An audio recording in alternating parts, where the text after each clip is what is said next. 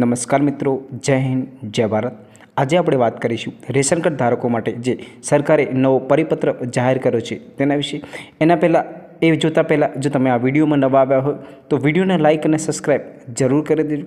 સૌપ્રથમ આપણે જોઈશું ગુજરાત રાજ્યમાં સ્વતંત્ર દિવસની ભવ્ય ઉજવણી કરવામાં આવી, જેમાં નડિયાદ શહેરમાં રાજ્ય કક્ષાનો મુખ્ય સમારોહ યોજાયો હતો। આ પ્રસંગે આપણા જે મુખ્યમંત્રી ભૂપેન્દ્રભાઈ પટેલે રાષ્ટ્રધ્વજ ફરકાવ્યો અને રાજ્યના નાગરિકોને સંબોધિત કર્યા હતા। મુખ્યમંત્રીએ પોતાના સંબોધનમાં ગરીબ અને મધ્યમ વર્ગના લોકો માટે એક મહત્ત્વની જાહેરાત કરી। તેમણે પ્રધાનમંત્રી ગરીબ કલ્યાણ અન્ન યોજના અંતર્ગત લાભાર્થીઓની માસિક આવક મર્યાદામાં નોંધપાત્ર વધારા કરવાની જાહેરાત કરી છે।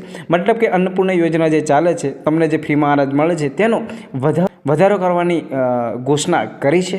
ત્યાર પછી આપણે જોઈશું મુખ્યમંત્રી ભૂપેન્દ્ર પટેલે જણાવ્યું કે રાજ્ય સરકાર નેશનલ ફૂડ સિક્યુરિટી એક્ટ હેઠળ આવતા પરિવારોની માસિક આવકની વાત કરીએ તો 15,000 રૂપિયાથી 20,000 રૂપિયા કરવાનો નિર્ણય લીધો છે।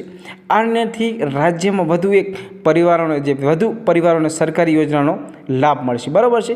15,000 રૂપિયા વધારીને 20,000 રૂપિયા કરવાનો નિર્ણય લીધો છે। આથી જે આપણી જે રાજ્ય સરકાર છે તેનો ગરીબ પરિવારોને મોટો લાભદાયક ફાયદો થશે। ત્યાર પછી મુખ્યમંત્રી ભૂપેન્દ્ર પટેલે વિકસિત ભારતના નિર્માણ માટેની વડાપ્રધાનની તેમને આકાર કરવા માટે વિકસિત ગુજરાતનું યોગદાન, સુશાસન અને 7 સપ્તાહી વિકલ્પમાંથી અગ્રસર રહેવા માટે જે આપણા રાજ્યવાસીઓને આહ્વાન કરવામાં આવ્યું હતું।